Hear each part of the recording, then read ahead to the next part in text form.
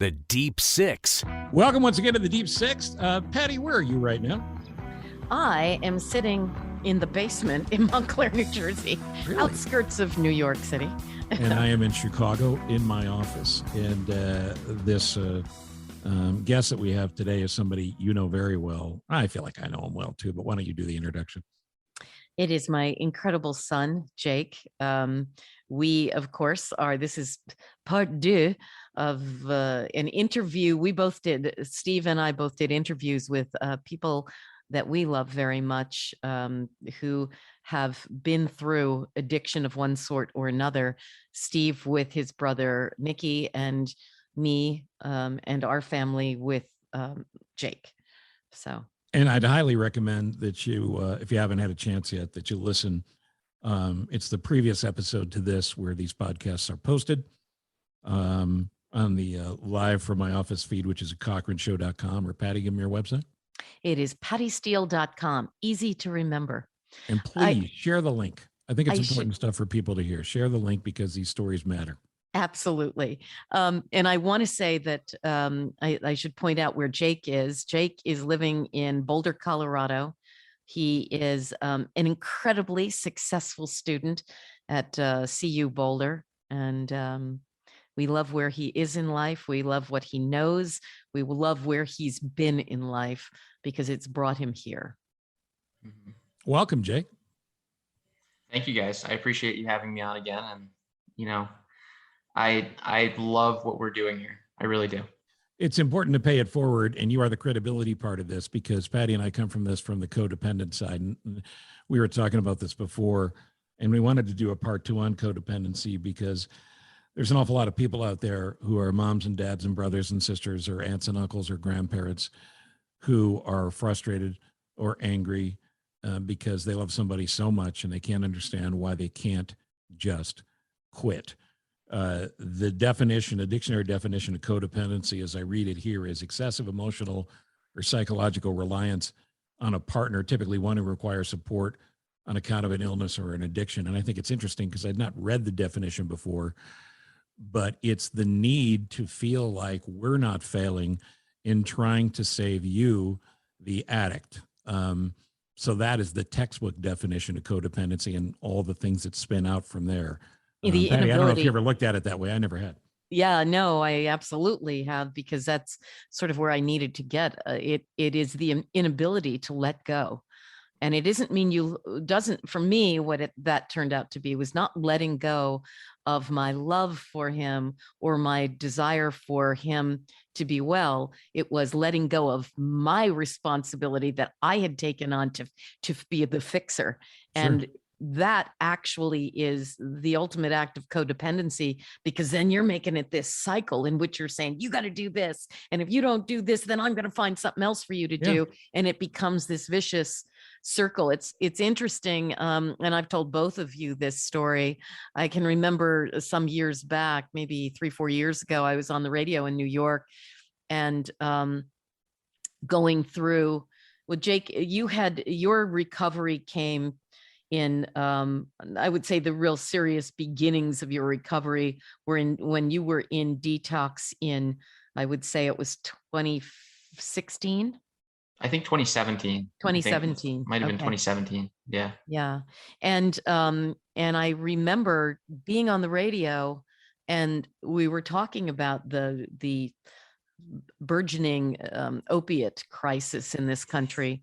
Mm-hmm. And I remember saying that unless and until you have loved someone who is in the throes of addiction, you don't understand how angry you can be, how much you can love till you can't even breathe, and how sad you can be all at once.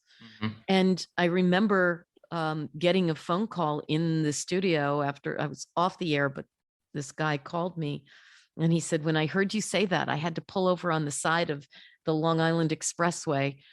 He said, I couldn't stop crying because it was the first time I felt like somebody understood what I was feeling about my son. And I hadn't, by the way, mentioned that it was my son. I just talked about the story. you love somebody, and and we talked for a while, and it's really true. And that's part of the codependency. It's all of that emotion, the anger, the sadness, the depth of love, all bound together. And it creates this maelstrom in your head.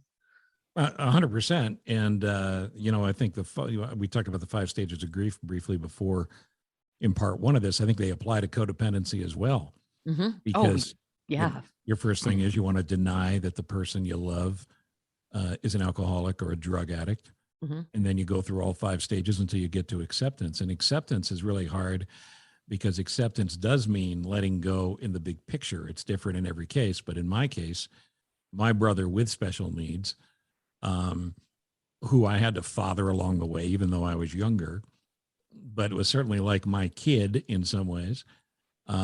He got on a bus in upstate New York, and he doesn't read because of the special needs and the disability, made his way out to Chicago, told me he was here. We live in the suburbs. I made my way downtown to the bus station. He looked like death warmed over. He had come off a bender. The police were looking for him. As he said in the interview in the previous episode, if you give it a listen, he actually spent 4 months in jail. And the minute he got out, he started drinking again. So the police were looking for him for something, and he came out here to escape. Well, the damage that he sustained and that I sustained in growing up in a household of alcoholics, I was not willing to expose my kids to. Yeah. And I ended my codependency then by saying, you can't be in my life. Yeah. And to say that to somebody with special needs and mean it also meant, this is like 2002. This is before camera phones were everywhere. And I went to a Walgreens and I bought a disposable camera and took a picture of him because I thought I'm going to need the picture to identify his body because I don't know if he's going to make it home. Home being whatever home was for him back in New York. And within about a year, he made the decision to save his life and get sober. And we've got great history since, as he just celebrated 18 years. But the point of that is just for me, and I think Patty will agree with this, is we want people to understand we get it. We know we've been there, and we'd like you to not make some of the mistakes that we made along the way. Oh boy, I can't even tell you the mistakes that I made and angrily hung on to in terms of places I tried to send him, doctors I took him to. It was, and then and then there's also, you go through a phase where they look like they're doing better and you try to buy them things or take care of them in a way that makes them, love you and love the sober life. And in fact, that's not going to do any good. I think, Jake, you would admit to that every time Dad or I handed you money, it just was an invitation to use again. That's a good point. Codependency is a two-way road with addiction. We become codependent on you guys, you know what I mean? Because, we want to take advantage of the money that you have so that we can go get high. We want to, believe that, we don't need to fix ourselves because you guys are going to fix us, Yeah. And interesting. You're right. I didn't even think of that. Yeah. And when at some one point, she'll figure out how to fix it. Exactly. And Wow. when that person lets go, it just helps move us in that direction, of the right direction for recovery. Because, it's like what we like to say in NA and NA that, in order to recover, you almost have to hit rock bottom. And part of being at rock bottom is losing, the ones around you for a time, at least a short amount of time, due to the stuff, the craziness and the ridiculous acts that, you impose on them, So, codependency is a two-way road in addiction. I remember. It's just, Patty, I was just going to say, it's just so counterintuitive, right? Because as a parent or a brother, you want to provide a soft landing. You want to save them from hurting themselves. Yeah. And the idea that you need to hit rock bottom before you're going to come to your senses and save your life, and I'm just going to go on with my own, That's a very difficult place to get to. It is. It really is. I remember vividly when I finally realized, oh my God, I can't control this. I remember that I had been out of town on business and I came back and you were home and then you said, I'm just going to go see a friend. And I was in this place where I thought, okay, he's been doing pretty well. Let him go. And I said, please come back in like an hour. Of course, didn't come back in an hour. And it was around midnight, 1 o'clock in the morning, and there was a knock on the door. And there was a cop there. And she said to me, do you remember me? And I said, I think I do. And she said, it had been like 3 or 4 years earlier when we lived at another house. Jake had been there. The house it was an old house and they had like a carriage house behind it with an apartment upstairs. And Jake was living there with this woman and she had overdosed and was picked up in an ambulance and given Narcan and all of that. And that was the cop. So she said, how is your son doing now? And I felt like someone had punched me in the stomach. And I said, I think he's okay. And she said, well, he's okay, but he's not okay. And she told me that Jake had been found in a drugstore bathroom, and they had to do several rounds of Narcan to bring him back. He was in the throes of death, and they took him to a hospital. And now the reason I bring all this up is when we went to the police station to kind of get some information about where he'd been taken, I started to tell them, I said, I'm thinking I'm doing him a favor. You need to go after him criminally and charge him with something, because this is the lesson that he needs. And my husband elbowed me. And I didn't know why. Well, it turns out while I'd been out of town, I don't know if you overdosed, Jake, or if you just got picked up by the police for possession of heroin. I think so. I think I was picked up. So the fear is that now it would be a second offense and it would be way more serious. Right. And so I didn't understand any of this. I came home and a couple of days later, I am in the guest bathroom and I see needles in the garbage. My husband tried to tell me, he said, it says insulin. I don't think and I said, that's because the drugstore doesn't sell heroin needles. I said, this is what this is. And I finally just said, you know what? I'm not going to fix this. The only person that can actually fix this is Jake. And it took maybe another month or two. And I finally went into him one day and I remember saying to him, I said, I love you more than breathing, but I can't fix you. Only you can do that. And I just want you to know that I'm here. I'm not going to enable you, but I am here if you need help. And literally within a couple of days, I was coming home from work and he called me and he said, can you come to my room when you get here? And I said, sure, honey. Came in the house. I was downstairs. He called down to me. And I said, yeah, I'll be right there. And then he yelled over the banister and he said, please come up here.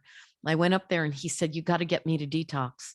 And I called a wonderful halfway house treatment facility up in New Hampshire called The Process that he had been at previously. And they led me to a detox place to take him, took him in. It was a snowy night.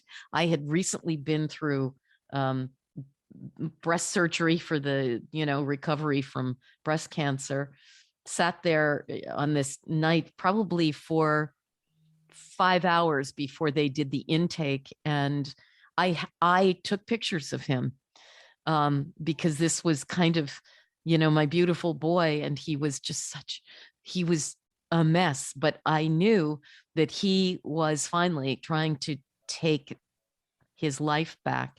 And again, it was a long process, but I remember him coming home and showing me every place in the house where he hid the drugs, explaining to me how even when we didn't let him out of the house, he would put money on a windowsill and these guys would come to the house and leave the drugs and take the money, and he would hide it. Jake, I think you hid it, down in heating vents. And so you begin to realize there's really no way to stop that if he doesn't want to stop it. And, but he did. And there was a period of time. Jake, talk about how you, because of your desire to recover, you kind of lost all your friend group. Yeah, I mean, as I've mentioned in part one, my social life was built around getting high. From the age of 16 onward, that's basically all it was, partying and getting high. And, so when I finally, made the decision, part of making that decision was letting go of everything, of all the people. Not that they weren't good people. I mean, a lot of them are great people. Some of them are sober today, but that was part of me kind of detaching myself from that whole life. It was, and, to this day, I try to kind of lead myself to being, to having friends that are, doing the right thing, and, surrounding myself with people that I want to emulate in a way, Do you remember, Jake, and maybe it was that time your mom just described when she came up to your room and said, "I can't fix you." Do you remember when the break point for you was, when it got that real and you said, "Oh my God, Yes. this is on me now"? Yeah. At that point, when I made that decision, I had been using for such a long, for such a prolonged period of time, that it was hard for me to even find this is, mature audience only here. But it was hard for me to find a vein that I could even hit with the needle, because I had just destroyed my body, to the point where, I was trying to shoot up in my feet. I was trying to shoot up, in the craziest places, because it's all I had. And it got to the point where I was just physically doing damage to myself, missing constantly, had heroin bubbles just underneath my skin. That's when I realized, this is who I'm going to become. I'm going to be like my one friend over there who lost his arm from an abscess and maybe homeless on the street, unless I can make this choice now. So that's what pushed me, I think, in that moment. There is study after study that says it takes multiple times, and I've seen a number as high as 7 cracks at drying out and rehabbing. And maybe you don't do all 28 days, but you at least go through the process before it takes. And maybe that's the rock bottom. But if that was rock bottom for you, I get it, because at that point, I guess you saw that I got a choice here. I'm going to live or die. Yep, exactly. And being alive and, and living that lifestyle, if you want to call it being alive, isn't a life. When you choose to live, living doesn't mean you can just, go use when you get home from work. It just doesn't work like that. I mean, there are people that do it. Don't get me wrong. I've met functioning addicts, but, they come home and their life is still a mess. It's just how it is, unfortunately. Drugs and booze are undefeated. Yeah. Drugs and booze win in regards to holding on to you. I have never, and I'm 60 years old, I have never known anybody in my life, and I've known a lot of people who are addicts, who have been able to functionally live their life as true addicts. I'm not talking about a pothead. I'm talking about somebody who's been an alcoholic or a drug user, coke, heroin, whatever. It just doesn't work that way. We're not built to live that way. And nobody's got that story. It just isn't true. Yeah, no, I agree. I mean, I've seen people who can maybe work for a while doing these drugs, but eventually it all blows up in your face. It just doesn't work like that. You're right. 100%. Patty, I'm sorry, go ahead. If you were going to kind of outline for someone, and feel free to use me as an example, both good or bad. If you were going to outline for a codependent how to A, either encourage the codependency or B, end the codependency, what is some of the advice for you, Jake? Like, where would you have said that and again, feel free to use me because we've been through this and I love where we both are, so it won't hurt me. But what were a couple of the most egregious mistakes? And then what did you feel was most helpful in helping you push past? To me, it's, when you talk codependency, it's all about the enabling aspect of it. You can break codependency and still, love that person and support them. But you kind of have to break away, the enabling aspect of, like, for instance, I have a friend whose mother, is so deathly worried about her that she'll take her to the ghetto to pick up heroin. That's the kind of enabling that will kill somebody. As a parent, that's just, it's all that's doing is maybe in the moment keeping them safe. Maybe in that very moment she's not walking into the hood by herself, or into some poor neighborhood, into some bad neighborhood by themselves to get drugs, so that there's less of a chance of her getting kidnapped or whatever. But all it does is enable her to, or this person, to keep going and keep using and keep taking advantage of other people to make that happen. So I think just the enabling factor is the key point of all of this. You need to not enable them. I mean, I don't know how to say it in any more of a complex way. Yeah, and I can tell you that that was one of the things I did for years. Mm-hmm.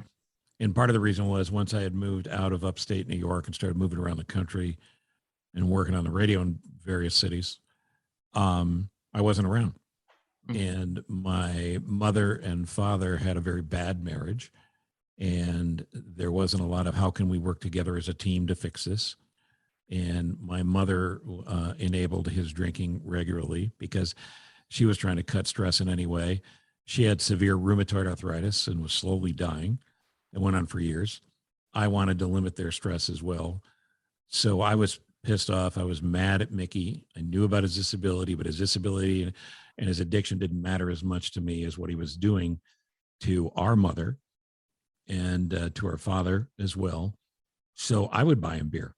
I go, look, stop talking to him. Stop telling him, take me somewhere to buy a beer. So I'd buy him beer because somehow I thought, well, okay, yep, another night of being drunk, but it's going to give some peace to our mom. And that family stress component that gets created, I think, Patty, I think it creates more codependency because you look for those stress relievers. Yeah. Oh, 100%. So one of the things that I think people listening may be curious to hear about, because as his brother, even though maybe I served a different role, brothers and sisters in an addict's house are under a different kind of stress. Why don't you both speak to that? Because there's two other kids involved here, right, Pat? Yeah. I always go back to the very beginning, at least the first time I recognized that there was an opiate problem. And it was the night that Jake's woman friend overdosed. And I remember vividly because it was also the same weekend that I had, on that Thursday previous, I had begun chemotherapy and had spent the weekend waiting to feel crappy, and woke up Monday morning ready to go to work, and so thrilled that I felt fine and that I knew I could get on the radio and do my job, which is what I mostly wanted, because whenever you're going through something like cancer, the thing you want most in the world is to feel normal. And being able to get up, shower, get dressed, and get ready for work seemed so wonderful. And then I looked out the window and I saw flashing lights back at the carriage house garage. And I called my husband and said, something's going on. He came in back in the house and yelled up the steps, I think she's dead. My son, Will, Jake's little brother, thought that Steve was talking about me because I had just started chemo and he was a little, he was 14, 15 years old, and he completely flipped out. Sure. And I came out in the hallway, and my daughter, who's a badass, she looks at Will and she goes, clearly it's not Mom. She's not dead. She's right there. And I grabbed onto Will and he was shaking, and I held him, and that began his journey and Kate's journey through all of this as well. Us going to these rehabs and taking part in family therapy, which sometimes didn't go that well, because in some cases Jake was angry being there and didn't really want to do anything other than to blame. And that's understandable, but it was what he was doing. He was blaming primarily my husband and I, and maybe me mostly, for what he was going through. And that really upset the kids, because again, I was in the midst of chemotherapy. And so they were angry that he was putting me through that, when in fact, honestly, and I've said this so many times, I can't remember,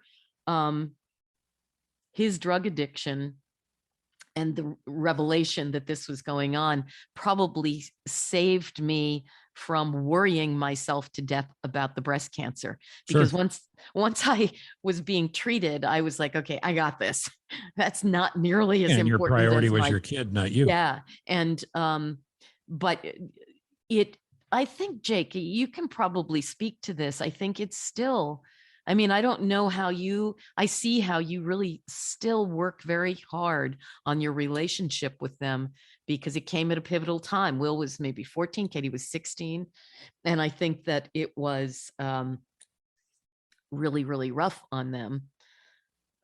Maybe you can answer to that.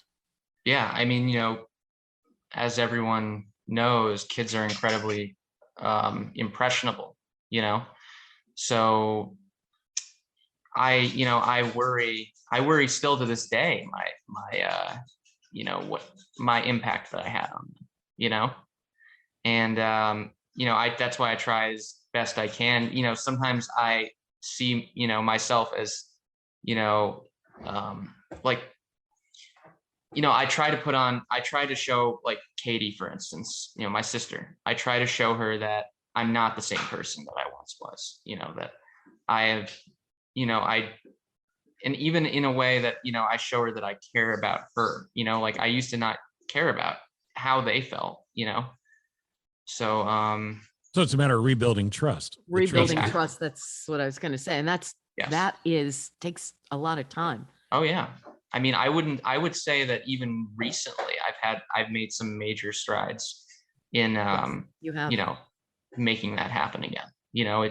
It took a long time. And, that's why they say, when you work the 12 steps or whatever in AA and NA, I can't remember exactly which step that is. That might be step 4 is making amends, and, they say to be patient, the person might not be ready yet for you to make amends with them, especially when they're that young.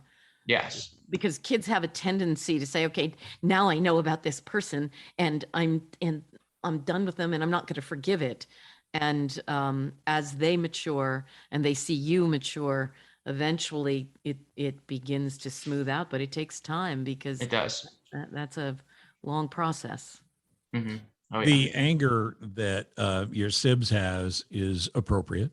But it creates an extra level of pressure on you as well, because you need to rebuild that the same way you need to rebuild the relationship with your parents. Your parents are always going to be there for you, and so are your brother and sister. But as you're coming out of that, one of the things that I think codependents do is try to overmanage the situation. And by the time you got clean, correct me if I'm wrong on the timing of this, but your brother and sister are either late high school or college age, and Patty, I'm sure one of the tough things to do as a mom is to step back and let the three of them figure out how this is going to go forward, because you want everything to be okay. Did that Yeah. make it harder for you, Jake? I mean, yeah, it put, like you said, it puts pressure on the person to, like, it's like they feel like they have to recover, like when recovery, in the beginning, it needs to really just be about you in the beginning.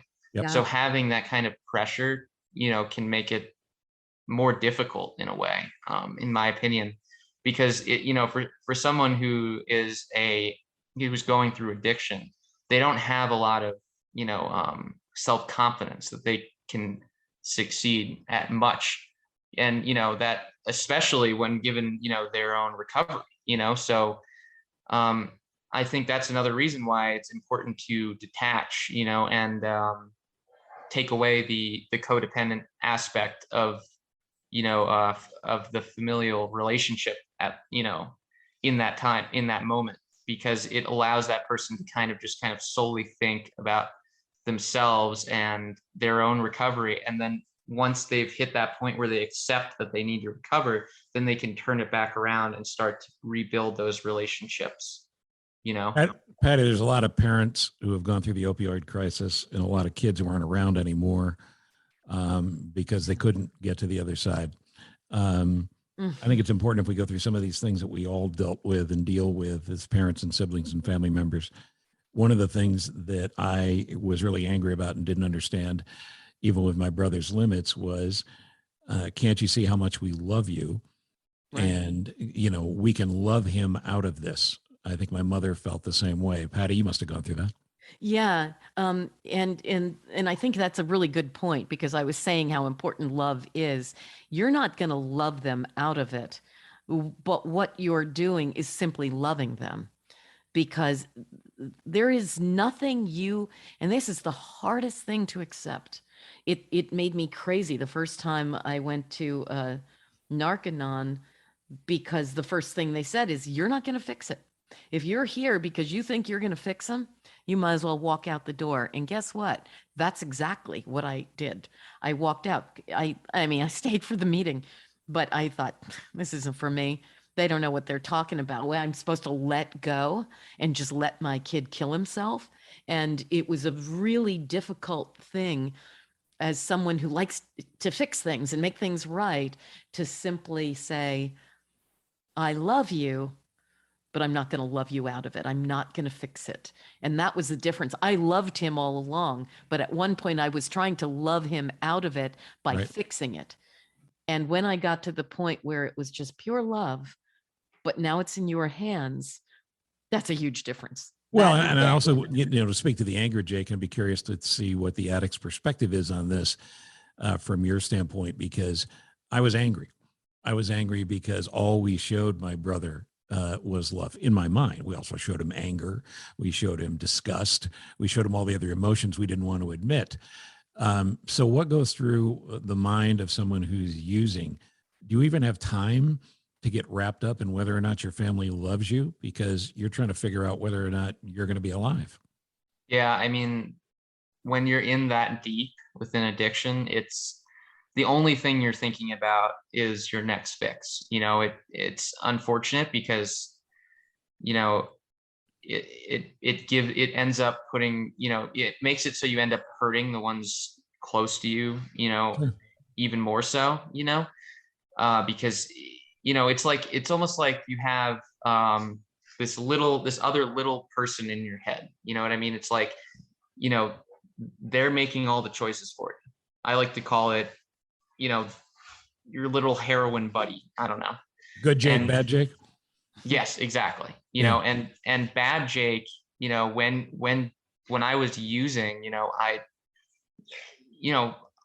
I can tell you times where I would go, like my mother's mentioned, she was going through breast cancer at the time. I remember times where I would go into her medicine cabinet and steal her pain meds, because I just wanted to get high. I didn't care, Right. You stole other things too that you sold. Yeah, and Yes. the thing is, you say you didn't care, but I think it's a different level of I don't care, right? Because it's not I don't care about my mom or what happened to her or what's happening to her. It's I only care about the next fix. I can't think about anything else. Is that overstating it? Yeah. I mean, that's exactly it. You know, it's not overstating it at all. You know, I think it's one of the most unfortunate aspects of addiction. You know, it just takes it, like, you know, it just takes that, like, any how do I put it? Well, Like, it steals your humanity, right? exactly. I Yes, exactly. I don't know if you remember this, Jake, because you were really high. You came into the kitchen and you were asking me for money, which I obviously refused to give you. And you got upset with me and you said, you know, you don't even know what I'm going through. You know, you haven't been through anything. And and again, I don't know if you remember this, I pulled my wig off because I had lost my hair due to chemo. And I said, does this look like I've never been through anything? Wow. And, and, um, and it actually, you were pretty shocked by that. But I don't believe you remember that because we've talked about it. Do you not, you don't remember that moment, right? You were really high. No, yeah, I don't remember it at all, And I remember to be honest with you. your friend was outside the window, looking in through the kitchen window, because she had said to you, you said, I'm going to go in and see if I can get money from them. And that's what, you know, that's what you go through. And it, I think, is the most essential thing. And this again goes back to this love thing, is to be able to separate this person from that illness. It doesn't, again, mean that you enable them or give them the money so that they won't be mad at you. It simply means that at some point you're going to have to say those, all of those moments were byproducts of an illness. And as this person heals, those moments will go away, because I can tell you, Jake is the most loving, most caring, most giving person. He's phenomenal in his ability to love and to share and to give and to soothe. And so I know, as much as I know anything, that none of that has anything to do with who he is and everything to do with that illness. We don't want to leave you without giving you not guidance, but sort of an action plan on what to do for yourself. Patty, what do you say about giving yourself a break as a parent or a family member when somebody is going through this? How do you do that? You know, it goes back to letting go of the need to fix it, letting go of the anger. And that is as counterintuitive as it feels when you first attempt to do that, is actually incredible. It is an incredible break, because you stop feeling like you're responsible on every level for this person's problem and for fixing this problem. And the great part about finally being able to let go is that it's healing for you, but the great part is it's also healing for them. So that's what I would say is, whatever you do, whether it's pray, meditate, whatever it is, pray to remove yourself from the responsibility of either having brought this on or having to excise it from his or her life, whoever Right. your loved one is. You know, I'd add exercise too. Exercise to exercise. Movement is life, and there's a way to relieve some stress when you're out getting a good sweat on and working out. But find something you can do that's non-destructive for you, that occupies your thoughts for Cooking, at least a portion of time every day, whatever it is. Right? reading Yeah. history for me. That's always my go-to escape, is I'm a big history fan. So I lose myself in whatever Lincoln book I'm reading, you know? We hope you're helped by this, and we hope you'll listen to part one. As far as resources go, there's a group that I've not been a part of, but I should have been at their first meeting, but I've heard good things. It's coda.org, CODA.org. It's a national organization for codependents. Mhm. And their mantra is to build healthy, loving relationships, CODA.org. So I would consider taking a look at that. I personally got a lot out of group therapy when I was trying to figure out that I couldn't fix everybody's lives, and dealing with the ego component of that. Mhm. As a man and a dad, you want to fix everything and you think you can. Well, it turns out I am not getting an offer from Marvel anytime soon. I don't have that as a superpower. And frankly, And none of us do. we should also mention again, M's Angels. The best place to go to read about them, and also it's really beautiful. She puts a lot of wonderful messages in. Jake, tell us about M's Angels. It's on Facebook. I'll just say EMS Angels, and tell us about how you know that group. Well, when I was at the time attempting to get sober, not successfully, down in Florida, I met this girl who ended up becoming one of my best friends down there. And, we would go to meetings together, and, we did, we were just trying to get sober together. And, it eventually, didn't work out, of course. I went elsewhere. She went elsewhere. She ended up overdosing, not, maybe about a year or two later, right around the time I got sober, actually, which is, And that's when she died. yeah, interesting to me. Yeah. And then, when she passed, her mother, who was always active, trying to help in any way that she could, I think that she really, decided that, Emily was her only kid. That's point one, so she wanted to do everything she could to help families and, suffering addicts work through that process, and find places, because Emily was like me in that she was a victim of the vicious, kind of money hungry, recovery, communities that are down in Florida. Specifically, it's really bad in Florida. Like, you see a lot of that in Florida. And she was a victim of that, just like me. She was in the flop houses. She was in, all the crazy places that are down there. And, I think that's what gave her mother that mission, to help people and find the right places to go. Yeah. To actually want to help. She's on her Facebook page, M's Angels. She says, I wish I'd have had a me when Emily was in active addiction. The parents, if you are worried about your child's actions, call me. Confidential help and guidance are available. M's Angels, 419-706-9272. That's 419-706-9272. And that's the first step to ending the codependency, by actively seeking out help and then letting go, letting that be the place that at least helps you understand that this is their battle. And well, I think you said something really important earlier too, Patty, when you said, I love you, I always love you, and I'm always going to be there for you. I can't do this. You've got to do this. You need to let me know what you need, and I'll be there to help you. And, as someone with clinical depression, one of the things we always talk about is when we start treating mental health and addiction in this country with the same seriousness as we treat cancer and heart 100%, disease, 1000%. everything else, that's when the world really does change. There is no snap out of it. There is no walk it off. There is no, you have so much to live for. There is no, why are you doing this to me? There is no, why are you doing this to yourself? It's a disease, and it needs to be cured. And the person who is in the throes of it has to make those decisions to find their way. And I would just add to what you said, Patty, that when you make those suggestions, I'll make those calls. I'll find places, I'll drive you somewhere, but you've got to be a part of this, and you've got to want to do it, and you've got to ask.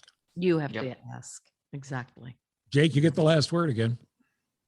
Well, like I said, anyone who's out there suffering and, going through it, I know what it feels like, and I know how hard it can be for you to make that change. And just understand that it is a battle, and it's worth fighting. It's, it's not easy. It's not easy in the slightest. And, I think that sometimes, these rehabs, a lot of rehabs out there, they'll say, come here for 30 days, you'll be cured. We do this, that, and the third. That's not how it works. You have to want it. Otherwise, none of it will work.